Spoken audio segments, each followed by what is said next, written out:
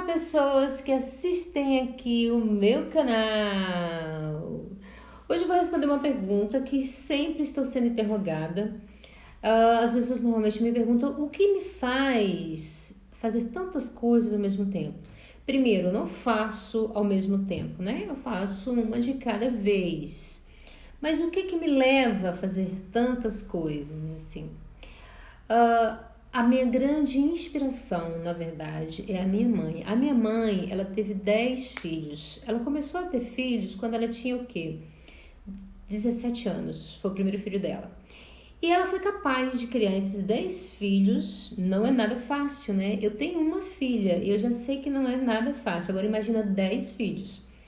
Então ela foi capaz de conseguir criar esses 10 filhos sozinha, claro que não, né? Ela estava acompanhada do meu pai. É sempre bom ter uma pessoa ali do lado, claro, né? Mas é claro que a mulher, a mãe, a dona da casa, é ela que segura todas as pontas. Então, a minha grande inspiração, na verdade, é a minha mãe. Porque se ela conseguiu criar 10 filhos, então eu posso conseguir muitas outras coisas também. Eu não tenho 10 filhos para criar, mas eu posso fazer outras coisas também, é claro, né? Então eu vejo a minha mãe como uma grande heroína, e é por isso que hoje eu vou falar sobre O Herói de Mil Faces, de Joseph Campbell. Que na verdade é um clássico estudo filosófico transcultural que inspirou milhões de pessoas ao redor do mundo e inaugurou novas áreas de pesquisa e exploração científica. E essa obra é o quê? É uma mistura, assim, na verdade, de conceitos de psicanálise moderna com arquétipos mitológicos de culturas espalhados por todo mundo. E o objetivo é o quê? É mostrar a importância, a relevância dos mitos para aquelas pessoas que buscam uma existência plenamente realizada. O que é mito, na verdade, né? O mito, de acordo com Joseph, é uma projeção coletiva dos sonhos de uma determinada cultura. A jornada do herói trata basicamente do enredo de todos os filmes e da maioria dos livros já escritos. Porque basicamente todas as histórias de todas as culturas são essencialmente as mesmas. Uma vez que tentam transmitir as verdades universais da vida, refletindo as experiências de cada um como parte de um todo maior. E então ele estabelece uma série de etapas. Quais são essas etapas? E a primeira etapa, ele dá o nome de O Chamado da Aventura, que é aquela história da princesa e do sapo. Quando a princesa deixa sua bolsa dourada cair dentro de uma lagoa. E então o sapo, vendo aquela situação ali da princesa que deixou a bolsa cair na lagoa, oferece ajuda. E aí ela promete para ele qualquer coisa que ele quisesse para ter a bolsa de volta. A bolsa dourada. Foi então que ele foi lá, pegou a bolsa da princesa e pediu, né, fez o pedido que daquele momento em diante eles fossem amigos e companheiros pro resto da vida. A princesa ficou perplexa, mas como ela já tinha dado a sua palavra, então ela não podia voltar atrás. E passou surpresa, o que aconteceu depois? O sapo virou príncipe e foi então que ela decidiu beijá-lo. Isso quer dizer o quê? Que o chamado à aventura acontece quando existe uma crise, ou seja, o herói ou a heroína entra em ação quando tem uma crise, quando tem uma necessidade. Mas também envolve perigo, envolve ameaça, envolve floresta, envolve o fundo do lago, que foi o caso da princesa e do sapo.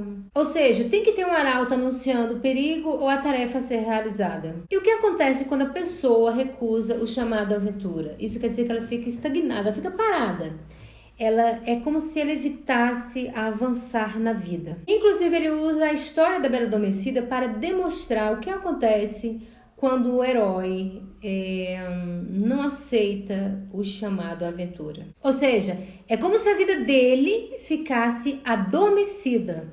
Nada mais vai acontecer. E para os heróis que atendem o chamado da aventura, o primeiro encontro com o mundo exterior e com os desafios que precisam enfrentar se dá por meio de um mentor. Ou seja, é o mentor que vai dar proteção ao herói nos seus primeiros passos da jornada. E ele representa o destino, e ele serve como um conforto e uma garantia para o herói em suas aventuras. E com o destino assumindo de forma amigável, o herói avança até encontrar o guardião da travessia. E além desse guardião, ele encontra quem? Ele encontra o desconhecido, que é o quê?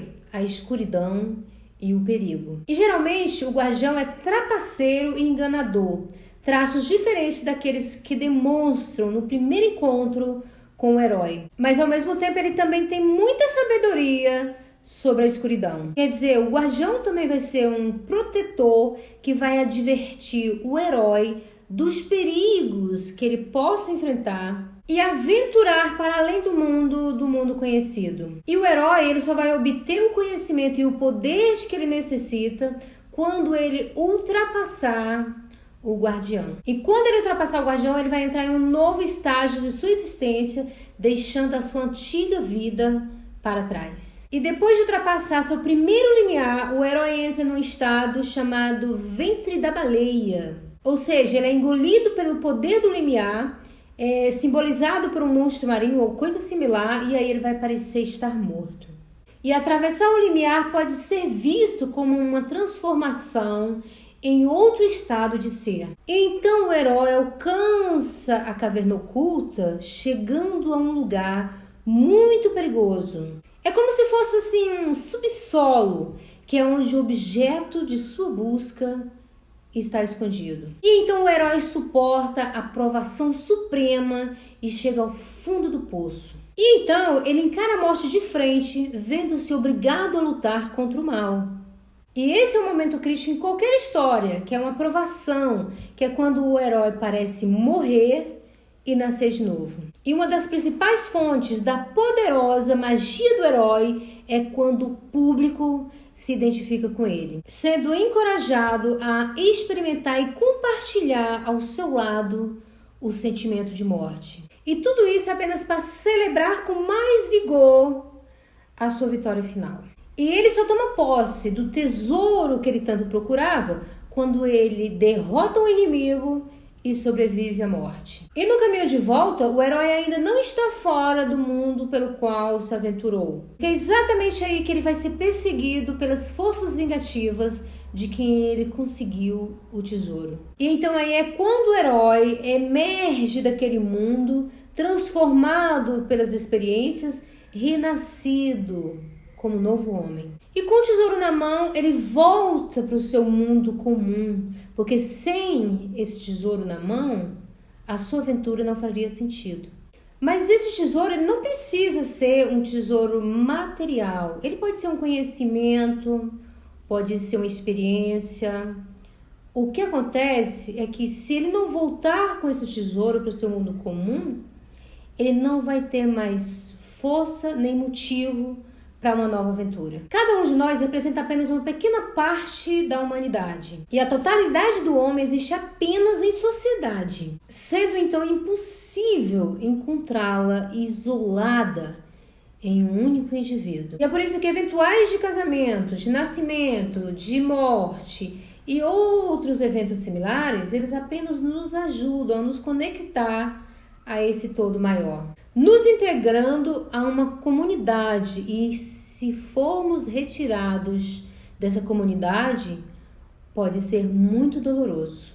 E é por isso que a exclusão e o preconceito jamais vai ser tolerado. E para você que ficou comigo aqui até o final, quero te fazer um pedido. Clique no joinha, se inscreva no meu canal, compartilhe esse vídeo com quem você quiser, ative as notificações e pode também comentar o vídeo. Fala, escreva aí embaixo o que você achou do vídeo.